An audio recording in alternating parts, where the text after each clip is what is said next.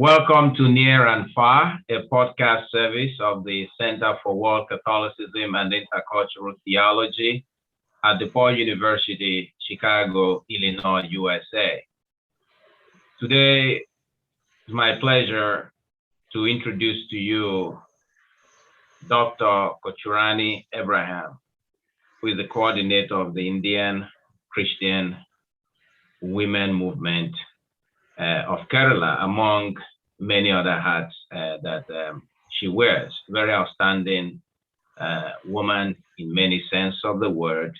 And we are talking with her about her work and the challenges that women face in India, particularly issues about rape,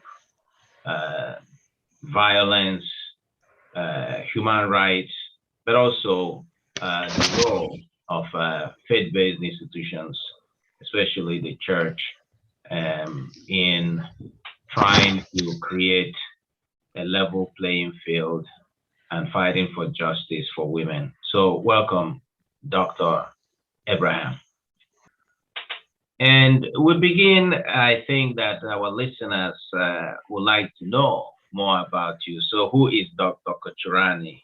And what road did you travel that brought you to this point in your life where you have become such a visible leader of the Indian Christian Women's Movement of Kerala and many other things that great work that you do, Dr. Kochurani.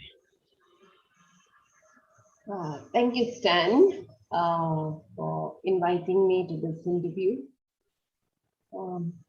And I'm really happy with the interest shown by the global north to get to know concerns, questions raised by people and all the more by women, because that interest itself is encouraging. Well, you want to know who I am? Yes. Basically, well, professionally, I'm a feminist theologian. If somebody asks me personally, I would say I'm just a human being. That is what I like to call a human who is becoming a human being who is becoming interbeing, because my spirituality is leading me in that direction more and more. But professionally, I'm a feminist theologian. Who's also a researcher, trainer, mainly on issues related to gender, sexuality, spirituality, ecology. These are the 4 areas I engage directly in my work. I engage with the academia. I'm not a full-time professor in any university now, but I'm a visiting professor in some institutes of Christian formation, some centers of formation. I also write mainly on these topics, but I also engage with the grassroots. For me, that has been my passion. And now that I'm not full-time into teaching work, that gives me more time to engage with questions. And I really feel my vocation is to be a bridge between the academia and the grassroots. Because I think knowledge making is relevant and has significance if it has a transformative value, whatever be the field of knowledge. So that is important, particularly since my area of engagement is theology and questions related to humanity and the earth. So I feel the knowledge that I make, I receive, this knowledge has to have a liberative, transformative impact on life, and not just on the life of humans, but the life at large. So that is my engagements as an activist. I work mainly with women, but also I don't miss any chance I get for engaging in training programs of youth and men, because particularly questions of gender justice, gender concerns, I think that will, transformation can come about when humans engage as a whole, not in sections or categories. Well, you asked me what has led me to become the coordinator of Indian Christian Women's Movement in Kerala. I think it is, the story, I can trace back the story around 3 decades. It was mainly in the 80s when I was a young student of theology. In my mid-20s, that I was awakened to a feminist consciousness. And that was indeed a turning point in my life. That brought in a whole new perspective, a new worldview to my own understanding of myself, how I look at other people, how I understood the church, all that came into me, The Indian Christian movement is a very recent development, recent in the sense it started at the national level in 2014. But much before that, since the 1980s, having woken up to a feminist consciousness, particularly, I started, after my initial theological training, I was working with an NGO which was started by the Jesuits, and we were engaged in the human promotion of a very marginalized indigenous community in Maharashtra, that is central India. And that I was there almost 5 years, and that opened my eyes to look at the world, to look at life, to look at God, all that from the perspective of those who were who were at the margins. And then my positioning within the church, I was a formal religious earlier. I belonged to a religious congregation. Actually, it was in 2008 only I took dispensation because I felt I needed a different space for the type of mission I was engaging with. And ever since, I find myself living my religious commitment, what I call the cloister of the world. So my engagements within the church, even though we had begun speaking about gender justice and all, I started with these questions in the 80s. A lot of it goes because the church is so hierarchically structured. Okay. Women, particularly thinking women, find a strong glass ceiling in the church. Okay. So it has been difficult because we can think, there is a certain level to which you can go and you can't go beyond.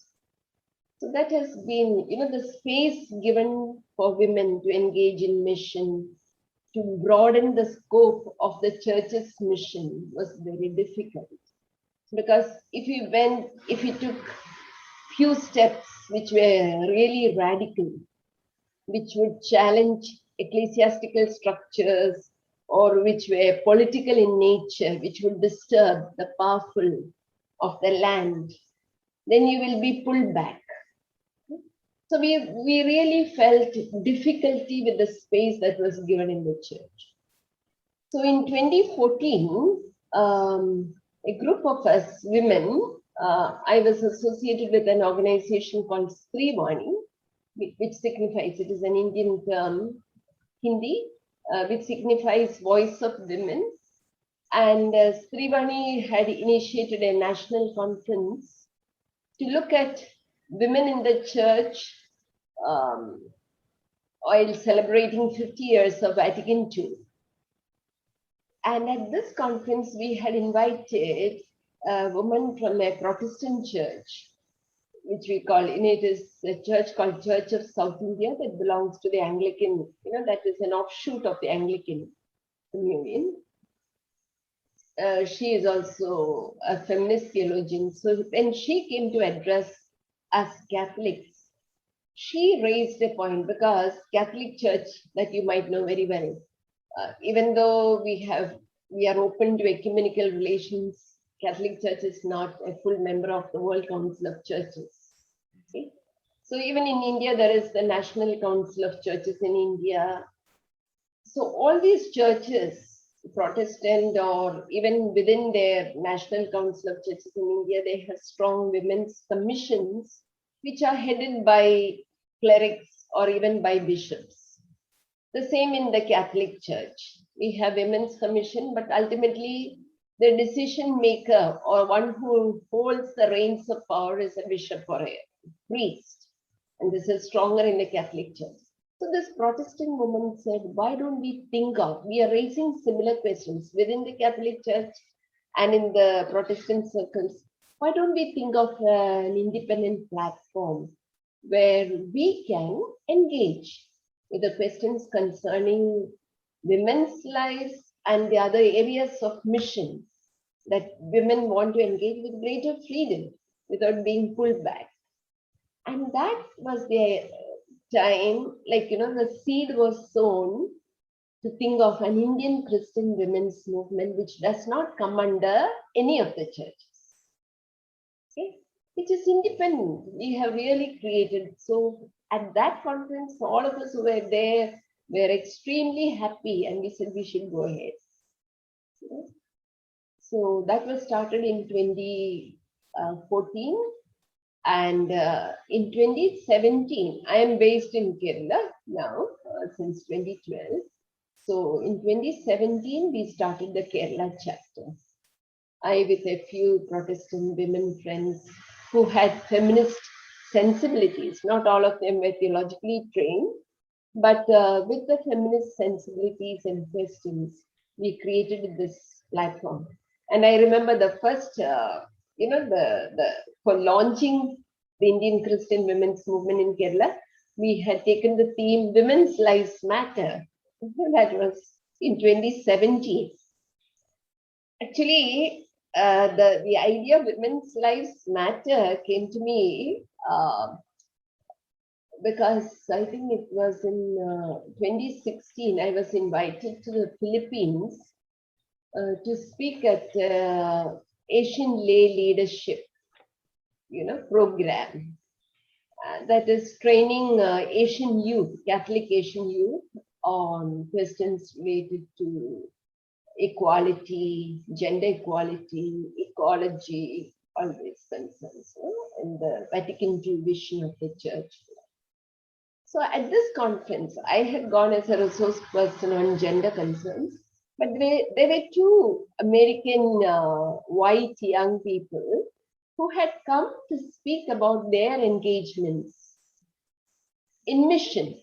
And they spoke about the Black Lives Matter movement in 2016. And I was quite struck by they being white young people who are talking about the Black Lives Matter, because that was the first time I heard about the Black Lives Matter. And I remember, very many things struck me. So when I was in the airplane flying back from Manila to India, and I said, this can apply to any group of people who are marginalized, who are victimized, who are targeted. And I said, no, we have to speak about women's lives matter. So that has been a broader framework for initiating, the rationale for initiating Indian Christian women's movement in Kerala. Thank you. Thank you very much. I mean, as you talked about your experience at that Manila conference, you made me remember the experience of Martin Luther King Jr., the first time he went to India.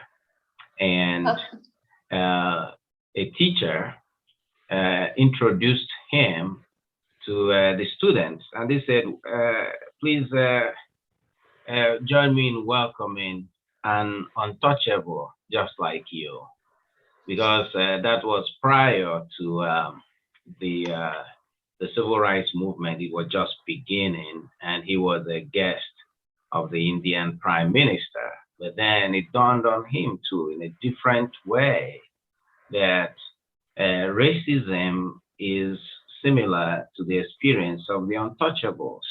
And, that takes us into the world of human experience, the experience of human suffering, how we are all connected, and how connecting to other suffering is a way, it opens a way for us to become very incarnational. And you've done this work, and I'm going to combine two questions here, because as you know, the latest available crime data from the Human Rights Watch give a very shocking statistics of cases of rape in India.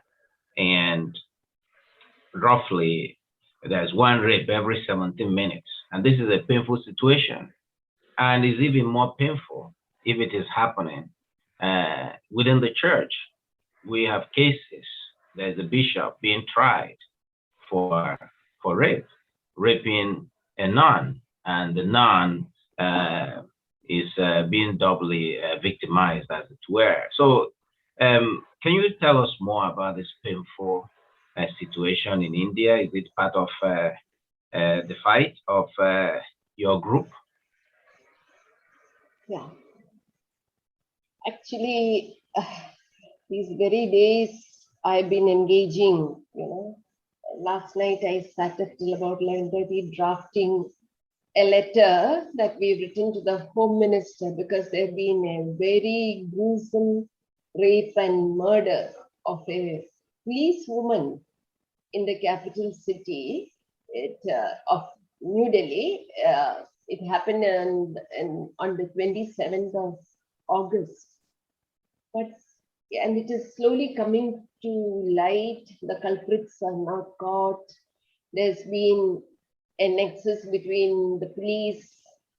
Police are not investigating properly. Politicians interfering. So we want them to take strong action.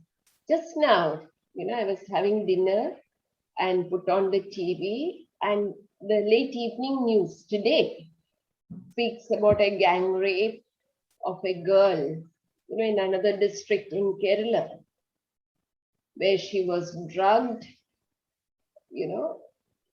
drugged by giving her liquor with drugs, and gang raped by a friend and his friends. Okay, so this has become very common. And when I remember I think you asked me why it is so persistent. Why is it not stopping? Basically, when I look at the issue, I think it is a deeply cultural problem.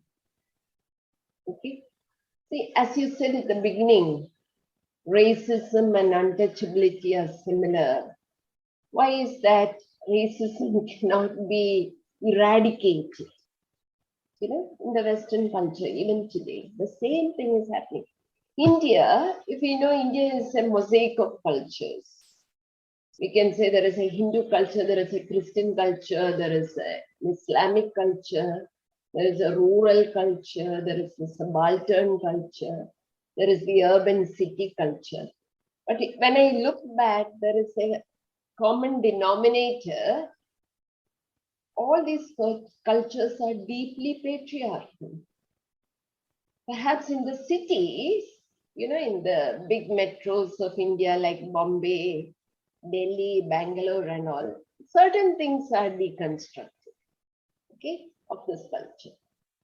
But I live in Kerala. Kerala is, sometimes I feel Kerala is one of the most developed states of India in human development indices. For its exposure to education, population control, all that. But in spite of that, it has not succeeded in deconstructing patriarchy.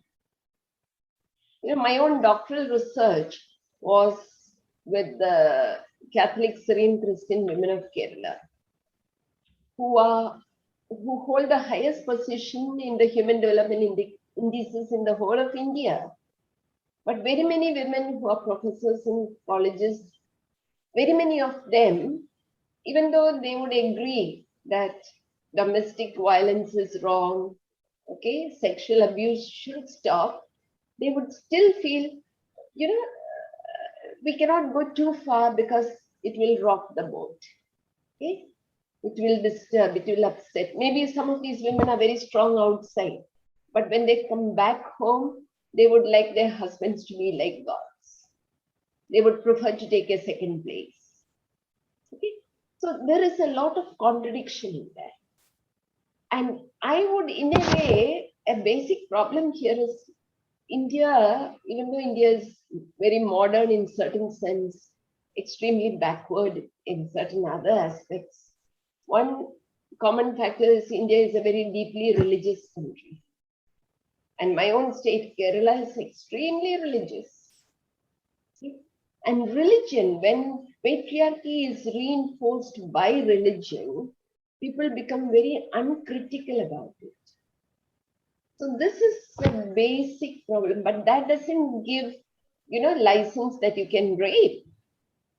Okay, but in India, marital rape is not criminalized yet. Okay, when that is not criminalized, does marriage give license to rape a wife? Okay, when this was raised in our parliament some years ago, very many male parliamentarians stood up. They were not Christians. They said, no, marriage is very sacred. How can a husband rape a wife? But in my doctoral research, 74.2% of women, and mind you, very educated women, they said they feel obliged to be available to husbands' every need on it. Okay? So you see the contradiction. This is a basic problem.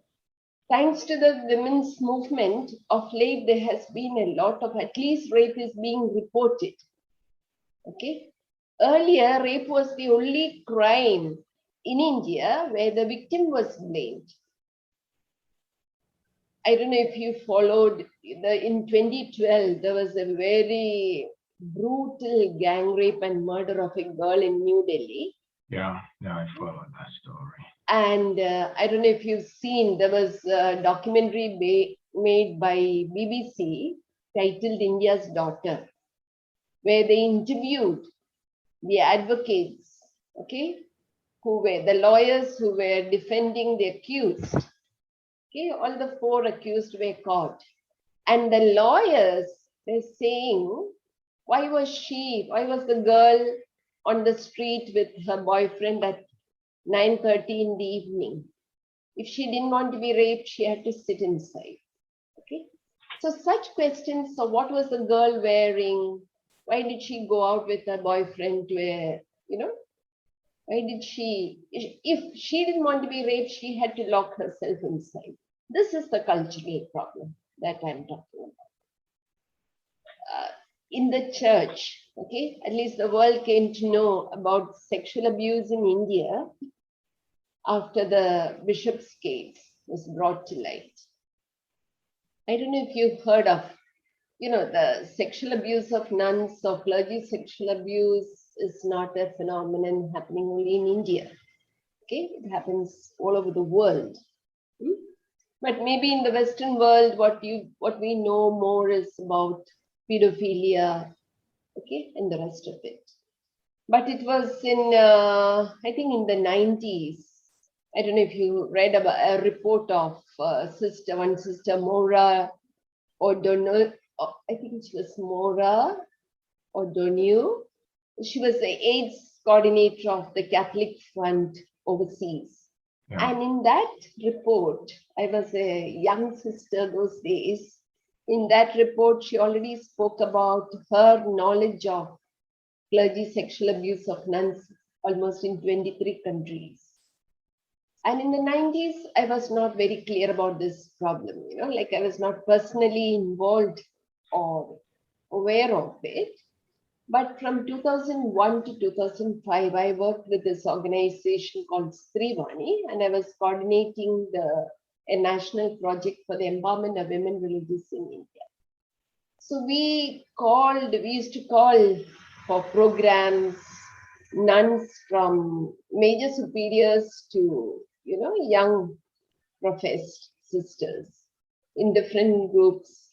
And we created a space where sisters could talk aloud, things they wouldn't otherwise discuss, bring to the open. And that was the time clergy sexual abuse possibility, but nobody spoke openly about rape.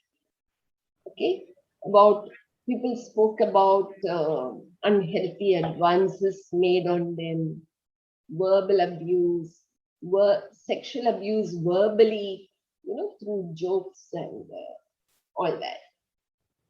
So those days also, even though we wanted to address it, we always felt, India is a country which is multi-religious, and we have to safeguard the image of the church, all that. So we tried to deal with these issues. For example, whenever I taught the seminarians, I would speak to them openly on these questions, all that. In 2014, there was a case which was brought to light, but again within church circles, the case of voyeurism, a certain case of voyeurism, where the victim was a Catholic nun and the offender was a seminarian. So this nun, the seminarian, through the ventilation of a bathroom, he took photographs of the nun bathing. And anyway, he was caught by the people there, and he admitted to his crime. And then the sister spoke to the bishop concerned of that diocese. Okay.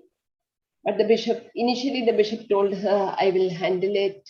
Okay, you don't speak about this to others. And after a few weeks, the bishop didn't respond to the sister directly. The bishop wrote to the provincial saying, you tell the sister to keep quiet. I will handle the seminarian. Okay.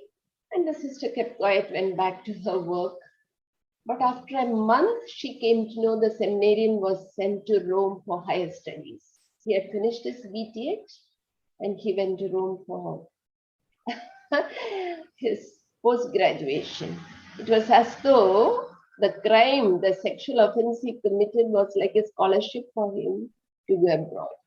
The sister was deeply shocked, angry, and then she approached the Forum of Religious for Justice and Peace.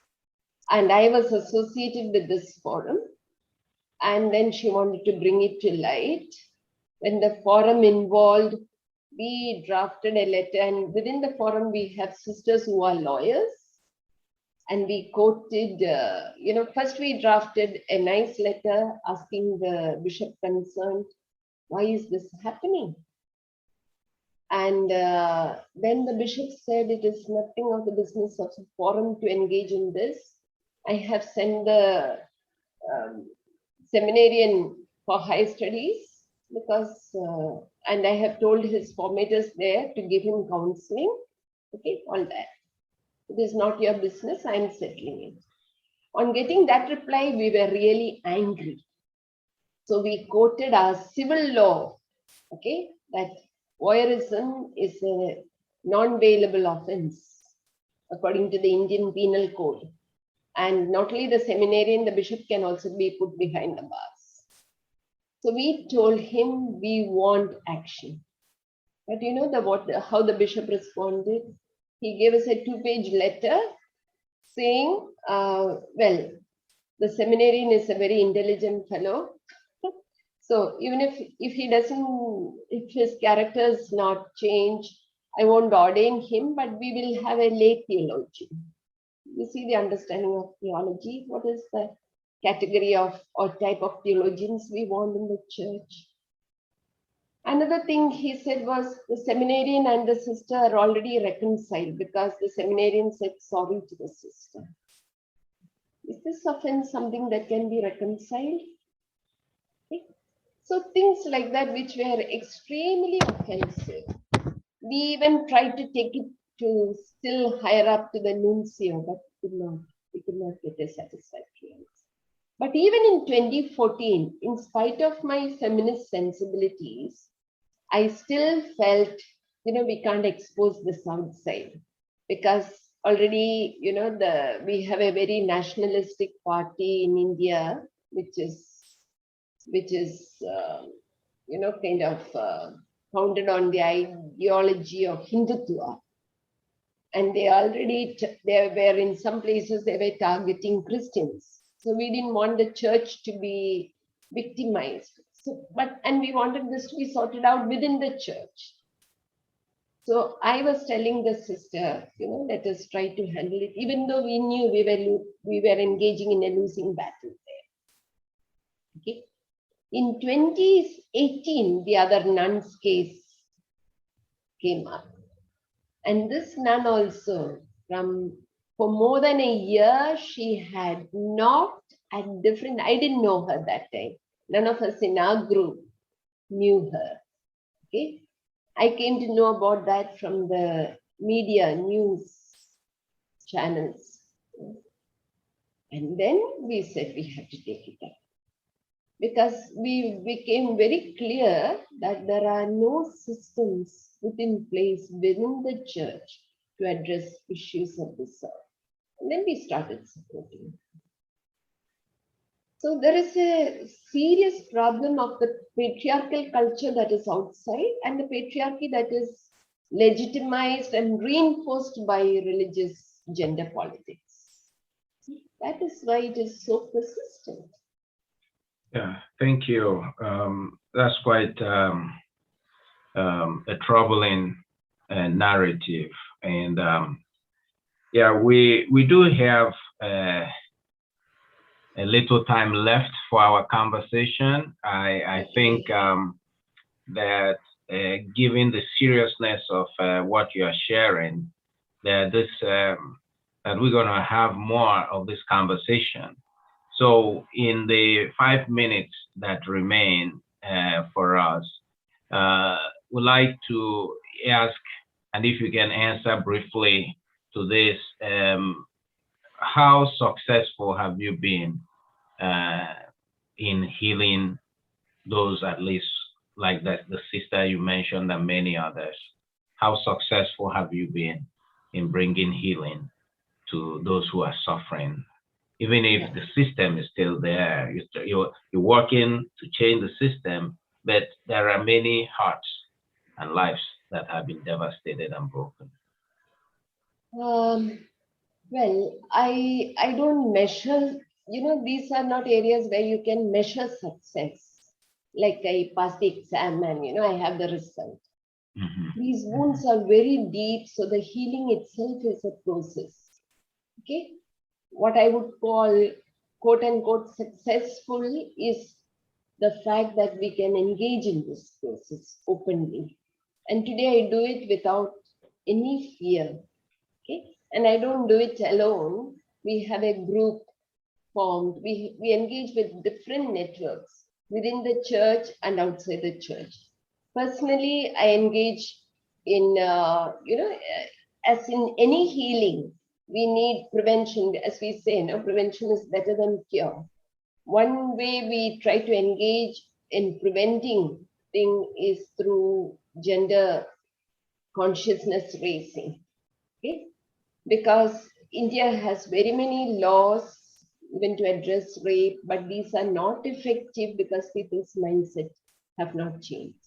So I take every platform which I get of formal education, informal education, writing, okay, or engaging in campaigns to raise consciousness among people, okay. We do TV debates, so many ways of doing it.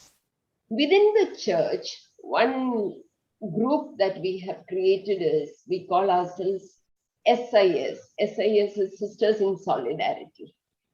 Okay.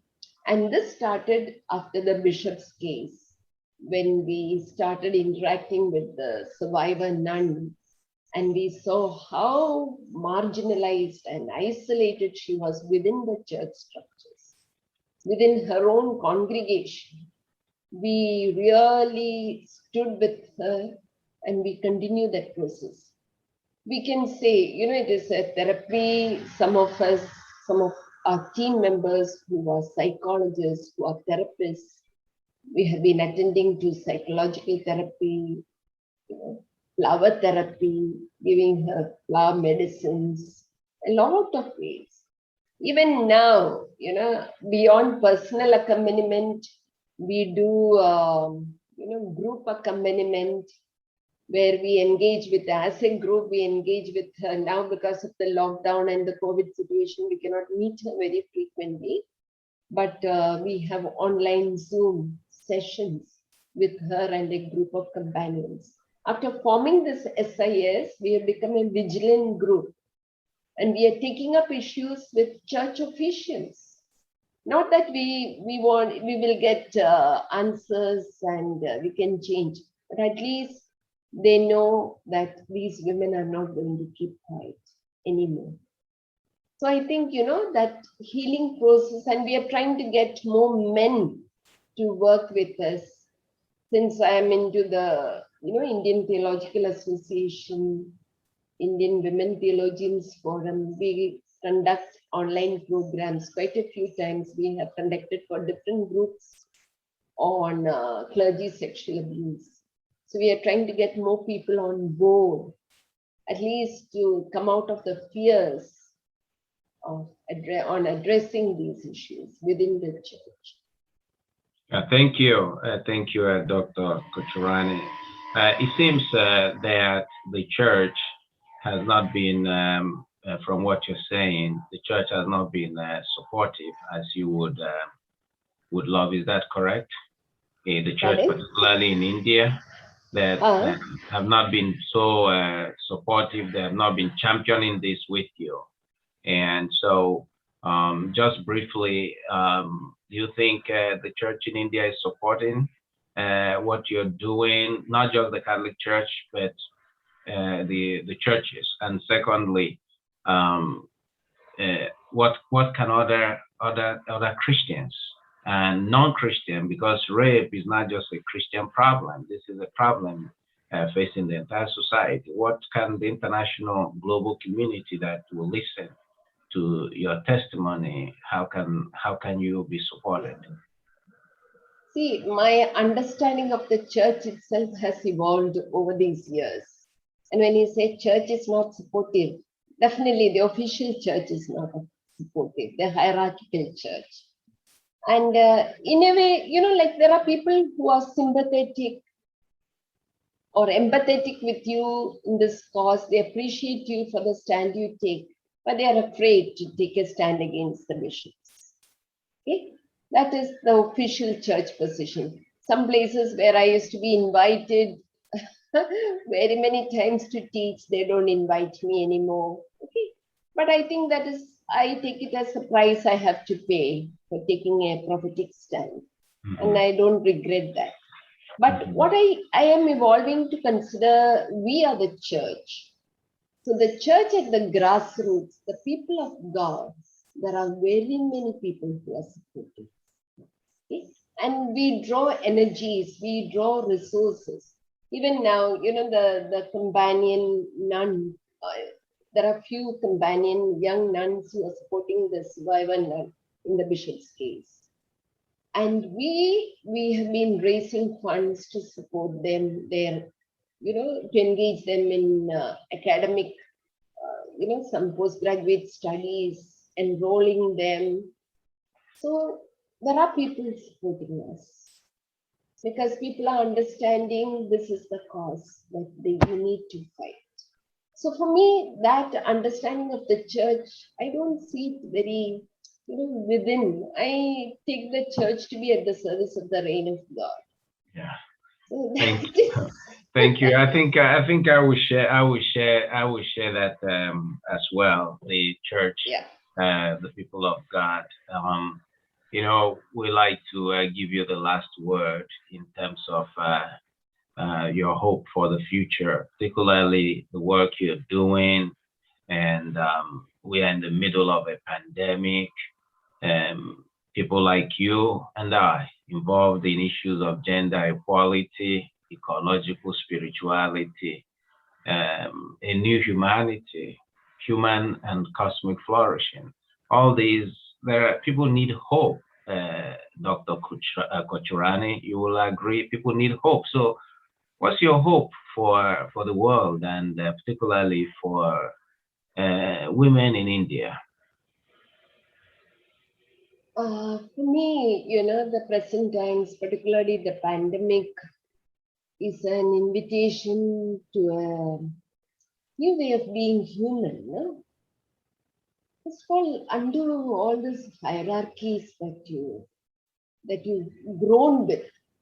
Okay, whether it is within the church or in the corporate world, or in the economic sphere, or the human relationship with nature. I think that is where my hope comes from, a new way of being human, who is in their relationship with nature and other human beings. That alone can give hope, because I believe very strongly in a spirituality of interrelationality that Pope Francis brought out in Laudato Si. Okay? But it is not just in the text of it. We have to make it a lived experience, and that gives hope. Because for me, the pandemic is a sign, that a lot of world is reaching a breaking point. Okay, things have to change. It's not only the COVID virus, but it's the way human beings have been tackling, the power structures have been tackling, okay, this pandemic. Wherever we have created networks which are interdependent, mutually caring, there is hope. People find hope to live, hope to cope with the pain that they undergo, even if they have lost a loved one during the pandemic. So for me, relationships of mutuality bring hope. And for that, we need a spirituality. And that spirituality cannot be ritualistic of any religion. It is allowing the spirit to flow, to create new life. For me, that's the source of my hope, which I transmit. I live at home and outside home. Thank you very much, Dr. Kochurani. Thank you for your giant witnessing, prophetic courage, and strength of character. I'm sure that the light that shines from you continues to illuminate so many people, and become strong enough to bring down the bastions of power, the idols that we have built by our own hands, that is obstructing this great movement, this interaction of peoples. And we thank you, our listeners, for joining us. We've been talking today with Dr. Kochurani Abraham, coordinator of Indian Christian Women's Movement. And we look forward to having you again at our next episode. And this is wishing you, wherever you are, a happy day, and be nice and kind to each other. Thank you, Dr. Kochurani. Thank you very much.